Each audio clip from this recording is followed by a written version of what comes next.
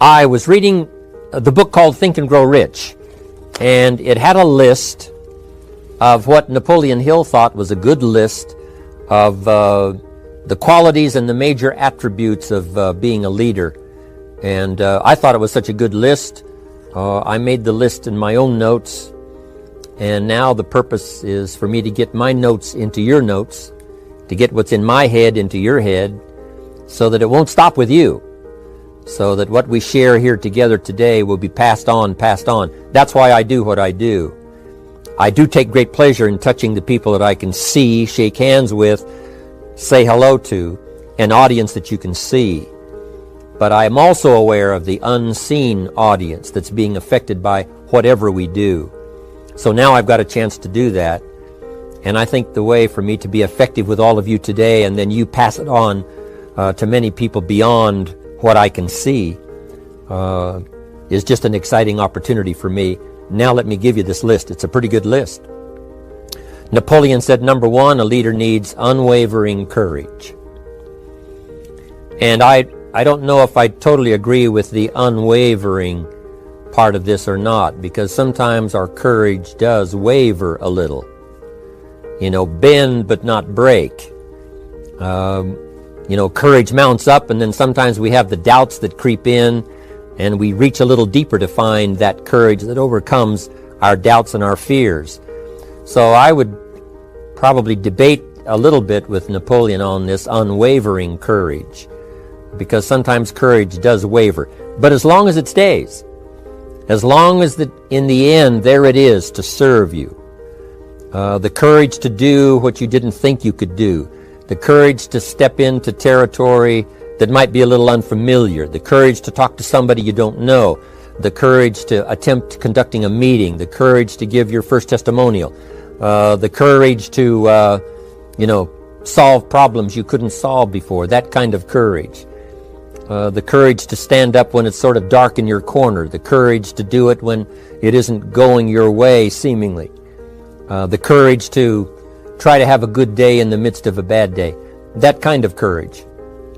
Wavering a little at times, yes, because we all have doubts that attack us. We all have small fears that creep in. That is the nature of life. But that's what faith is all about. That's what courage is all about. To serve us when our doubts will not serve us well. Faith to overcome fear, and courage to overcome our doubts. But that is a good quality, a good attribute for a leader, and that's unwavering courage. Second, Napoleon said self-control. That, of course, is the very essence of life itself, is self-control. Because we all have this warfare going on. It's going on in the world, the warfare between liberty and tyranny. In our own body, the warfare between health and illness, the struggle is on. The struggle between light and darkness, the struggle between good and evil. I call it opposites in conflict. And as soon as you're born into the world, as soon as you find yourself and discover yourself on this spinning planet headed somewhere, you know that this exists. To be a civilized society, we must drive the dark side of our nature into a small corner and let the positive side flourish. Early, we must learn to exercise self-control. Power is a wonderful thing, but it must be exercised properly. It must be exercised to benefit and not to destruction.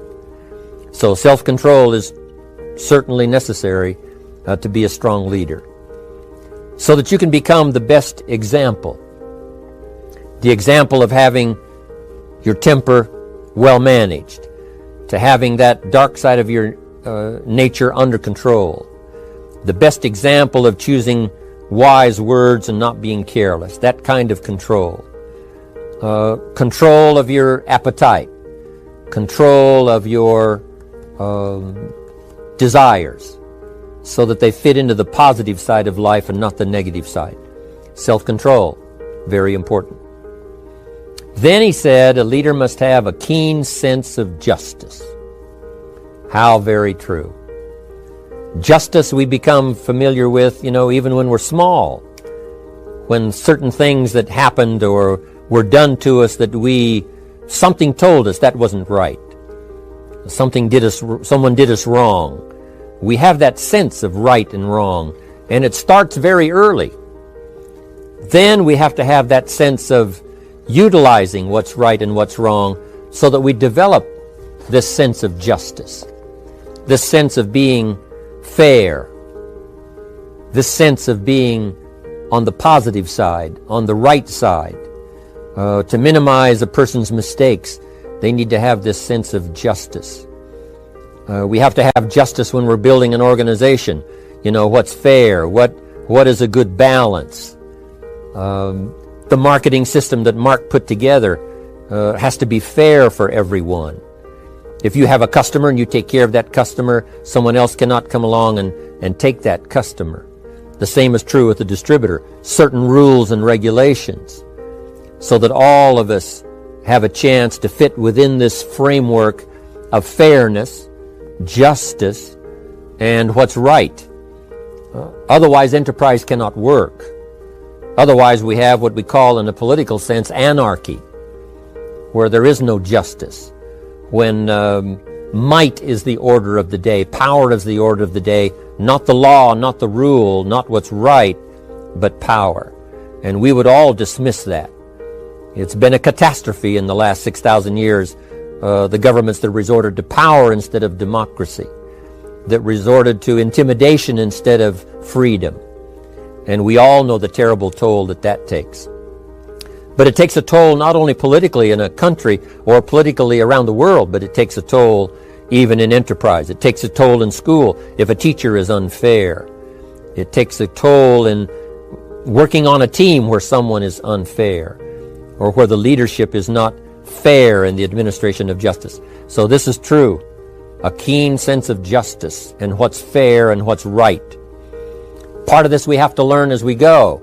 You know, you don't have it all the first year. You haven't got it all the second year, the third year.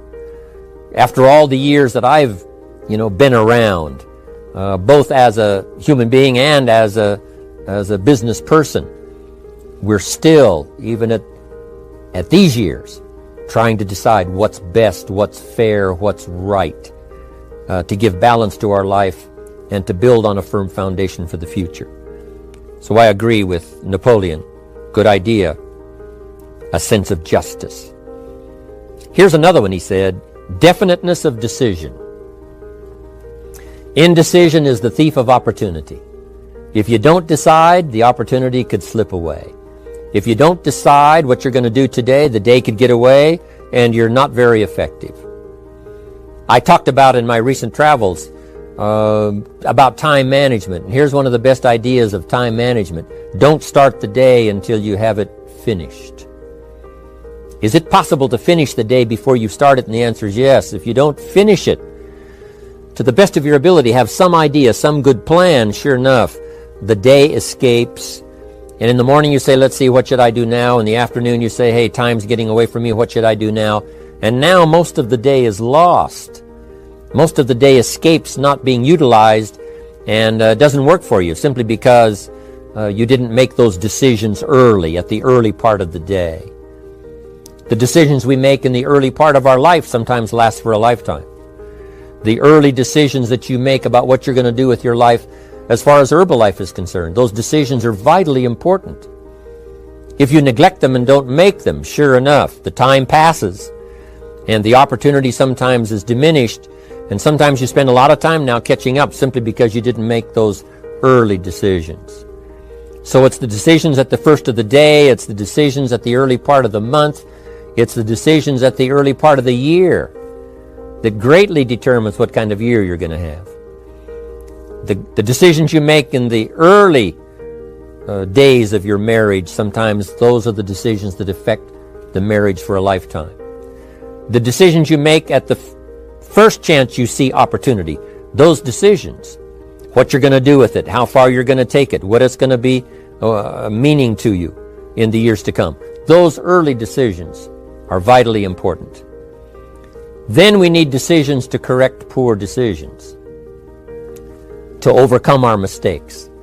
It's possible, of course, for all of us to make unwise decisions. And at the end of 1 year, at the end of 1 week, 1 month, or at the end of a few years, we say, that decision cost me too much. Cost me a lot of time, cost me a lot of money, cost me maybe a good relationship, cost me a chance to be productive. But as long as you're alive, there's still a chance to use new decision power to correct the mistakes of decisions that were bad in the past.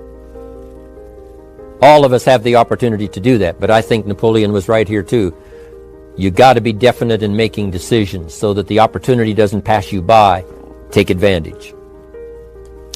Here's the next one. Napoleon Hill said, a good leader has definite plans. How important that is. And of all the years, I think, to cash in on Herbalife's momentum and make some plans for the future, this has got to be one of the greatest years. Herbalife in these 18 years now has created some incredible momentum, not only in opening up the countries, but momentum in the refinement of our marketing, momentum in developing new products, momentum in developing our support system. The key is now for you to make plans to ride on that momentum. Herbalife is like the tide that comes in, and the rising tide lifts all the ships, if they're in the water. If your ship and your boat is not in the water, even though the tide comes in that would lift all the ships, if yours is not in the water, then it doesn't benefit you.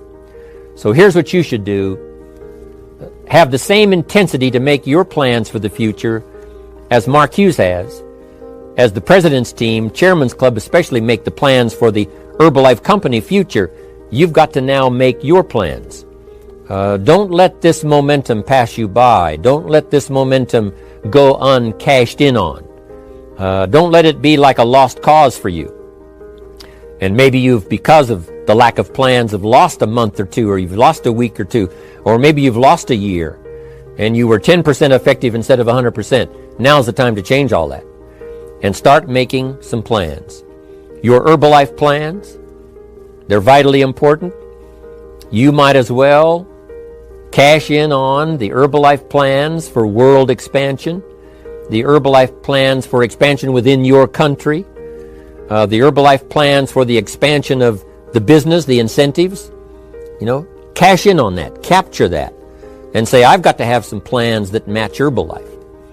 Not necessarily match Herbalife in numbers, but that can match Herbalife in momentum, that can match Herbalife in cashing in on the opportunity, your plans for Herbalife expansion. You got to have some plans for your family, right? You got to take your family along. Don't leave them out. One of the challenges all of us have in making our plans is how to balance everything, to make sure that we don't regret at the end of a year, I spent too much time on that. I spent too much money. And then if you have, say, how can I not do that again? And construct some better plans so that you won't have any regrets at the end of a year to come, 5 years to come, 3 or 4, 5 years to come. Definite plans. The plans for the use of your money. One thing I've admired about Mark Hughes since I've met him all those years ago, once he started becoming successful, he had a splendid plan, not only for his personal success in terms of financial security, but in terms of the company. Because Mark has to look after the company and make sure that the company is secure, that the company has plenty of reserves, so that no matter what happens around the world, and when you're doing business in 37 countries, you can imagine what the challenge is to make sure the plans for each country are there, the backup plans, the financial plans, as well as products and opportunity and marketing. It is a challenge beyond comprehension to most of us, what kind of planning that takes in terms of trying to make Herbalife secure for the future. I described it in one of the summit classes as Mark takes the same pledge that the President of the United States takes, and that is to preserve and protect and defend the Constitution, says the President. But Mark has to preserve and protect and defend the company to make sure it's viable, not just in America where it started, but all around the world in each country. It's an awesome responsibility. But now for you, your plans to be financially secure. If you're starting to make some big money in Herbalife, I'm telling you, you got to have a good plan for your resources so that you find yourself secure regardless of what happens. I agree with Napoleon here. You got to have good plans. One more on plans, and that is the plan for your personal development. The plan to be better this year than last year. The plan to take the classes, attend the workshops, do everything you possibly can to show personal progress. Not just financial progress. Not just the progress of having one more car or one more home, but the progress of personality, the progress of communication skills, the progress of recruiting skills, the progress in how to deal with people, progress in using your influence so that it multiplies its power by 5 by 10 versus what it used to be. You need those kind of plans. A plan for personal growth, personal development. A plan to be all that you can possibly be in the years to come as you develop your Herbalife business and your life business and your family business. All of that. Got to have good plans. Next, Napoleon Hill had a good saying. It was something my father had and passed it on to me as a good philosophy. And here's what he said. A good leader has the habit of doing more than what he gets paid for. What an incredible philosophy this is. The habit of doing more than you get paid for. It's what we call the service that you put out like seeds in the ground that doesn't bring the harvest immediately, but the harvest is yet to come. It's called like putting out the capital in capitalism. Doing more than you get paid for means that you're getting ready for the next move up. Because if you do more than you get paid for, you've made an investment. The average person might think if I do more than the company requires, then they're ripping me off. I'm not getting paid for that extra time, that extra attention. But you must not view it that way. You must say, I'm getting there a little earlier, staying a little later, as an investment in my own personal future. Because I want that kind of reputation. I want that kind of philosophy to work in my life. Do more than you get paid for. And this philosophy works incredibly well in Herbalife. You make the Herbalife sale of the Herbalife products. Now you must do more than you've gotten paid for. Right? They've got the product, you've got the money. But you can't stop your investment there. Now you must develop the investment in time, effort, and energy in turning that new customer into a testimonial. And sometimes that's the most difficult work, the work after the sale. Because the sale might be fairly easy. Someone says, hey, I've been looking for this product, I need it, here's my money. But now you've got to stay with them, make sure they don't just buy the product, but that they use the product. And that they don't just use the product, they keep using the product. That's the work after the sale. But if you learn to make that kind of an investment and do more than you get immediately paid for, the payoff in the future can be fantastic.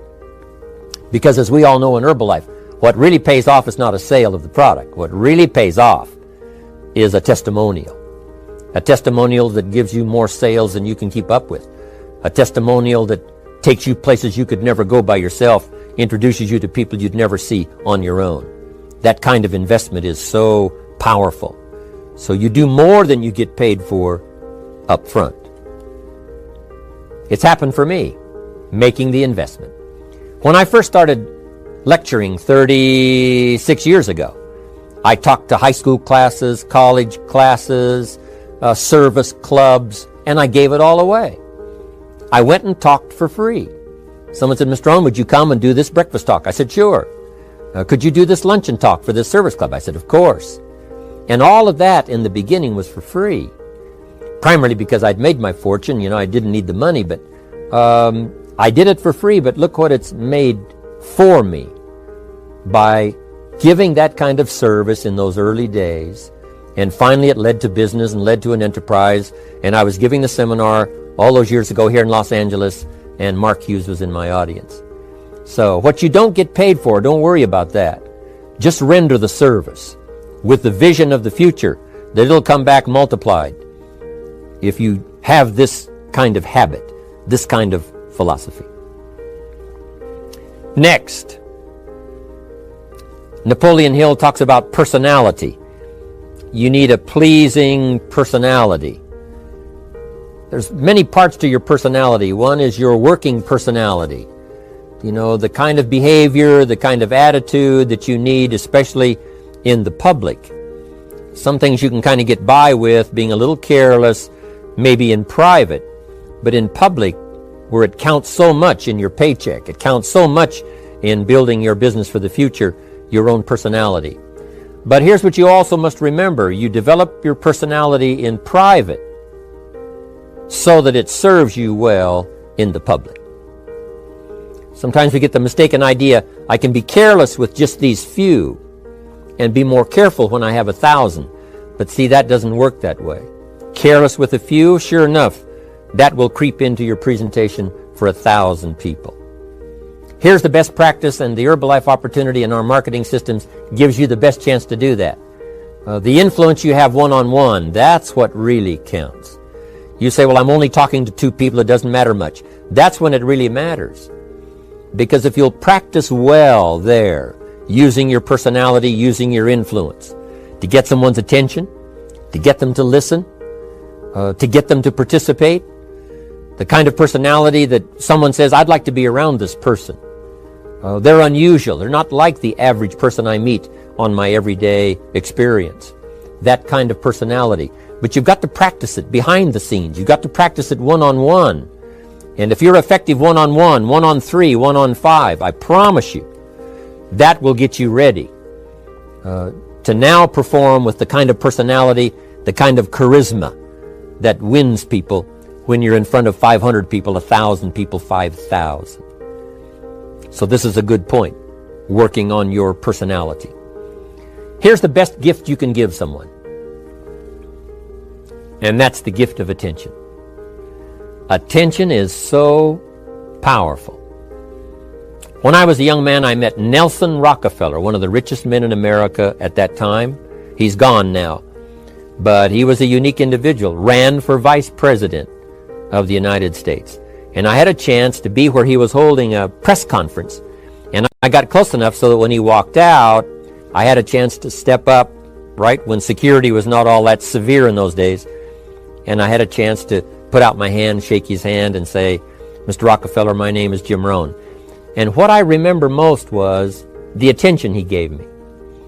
With the lights of the cameras around and everybody all around, he looked right at me and said, Jim Rohn, where are you from? I said, Idaho. He said, I really like Idaho. It's one of my favorite states in all of the country. And for just a few seconds, he gave me his attention. Shook my hand. I'll never forget the handshake, right? One of those multi-million-dollar handshakes.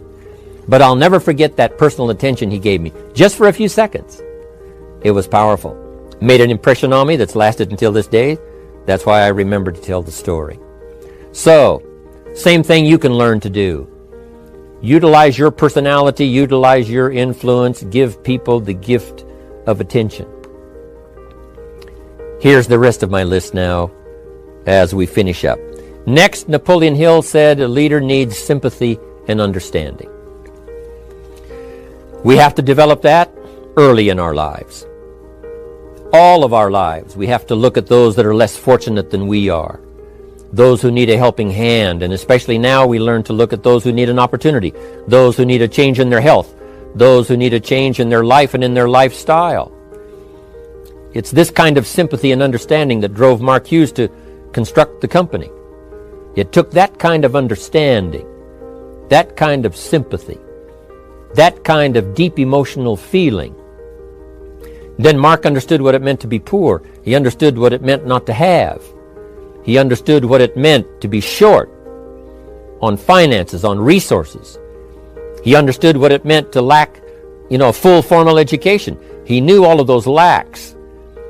And instead of crying about it, he said, what I will do is change it for myself, and then I'll help other people that have the same challenge. Lack of education, lack of the money, lack of the resources, lack of good health, faced with all kinds of difficulties they can't solve. I'll get mine solved, and then I'll be strong enough and have the skills to where I can help other people. That kind of leadership quality is so powerful. That kind of understanding. Here's the next one. A leader must have, Napoleon said, a mastery of the details. How very true. All can be lost with just a couple of missing details. On the trip to the moon, everything has to work. Right? There's several thousand moving parts. There's several thousand pieces to the project of getting to the moon and coming back, and all of them have to work. You can't have 10% of them working, 90% or 80%. They've all got to work. And then there's the backup systems for something if something goes wrong to back it up. That kind of mastery of detail is so vitally important. But here's what else to remember as far as Herbalife is concerned. The drama is in the details. Someone says, I lost 30 pounds. Well, 30 pounds is 30 pounds, but that's not the drama. The drama is, where were you before you found Herbalife? How did you feel? What kind of circumstances? Now someone begins to give us some of the details. And then after they've lost the weight, now how they feel. Now their self-confidence has been restored. Now they feel better about themselves. The drama is in the details. But this is also important in the details of your day, the details of your business, the details of good communication. Master the details. Good advice, Napoleon Hill. Now here's the next three. Willingness to assume full responsibility. All of us have been taught that, especially these Herbalife years, to take full 100% responsibility. Mark Hughes says, what happened to me might not have been my responsibility, but what I do about it is my full responsibility. I've had some people did me wrong. In his first couple of business experiences, he was done wrong. Some people ran off with the money. He was left holding the bag. But he said, that's what happened. And I was not responsible for what happened. But I am responsible for saying to myself, now, what am I going to do about what's happened?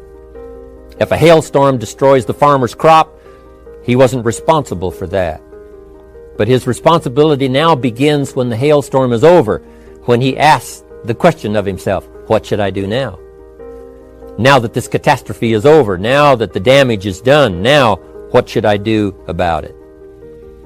And a philosophy I've taught all these years, it's not what happens to you that determines your future. It's what you do about what happens that determines your future. And this is a major part of it, accepting full responsibility. If you've got an organization, you're conducting meetings, and you're the leader, the responsibility ends with you. Someone else may mess up, make some mistakes, still your responsibility. Some things over which you have no control, understandable. But what you do about it now, how you fix it, the diplomacy you use, the strategy you use, that's the kind of responsibility now that depends on you. Also, you've got to be responsible for your future. Nobody's going to fix it. No one else is going to design it. No one else is going to come along and say, hey, I will make sure it all works well for you. You've got to take all the input. You've got to take all the testimonials, all the teaching, all the training, all the influence. Then you've got to have the responsibility of designing your life. You can design a life of prosperity, or you can design a life just to coast and get by. The responsibility belongs to you. Now here's the last two. Next is cooperation. One of the great things we learn in Herbalife is how to cooperate so that we take advantage of each other's ideas, we take advantage of each other's input, we take advantage of each other's enthusiasm, we take advantage of each other's testimonial, and we take advantage of each other's willingness to grow. That kind of cooperation has built Herbalife. In those early days, Mark got the group together. Jerry Shatanovich, Doug Stuntz, the rest, and made some plans to cooperate. Said, no telling what kind of powerful meetings we can have if we work together. No telling how many people we can affect, even right away, if we work together. You do this part, you do this part, I'll do this part, we'll make it work together, and we'll get the ball rolling. There's an ancient phrase that says, if two or three agree, nothing is impossible. If they agree on the same project, if they agree on the same vision, if they agree on how to get there, I'm telling you, nothing is impossible. Nothing can stand in their way. Just two or three. What's exciting about Herbalife is now we have more than two or three. The president's team now is well populated. Even the chairman's club is growing.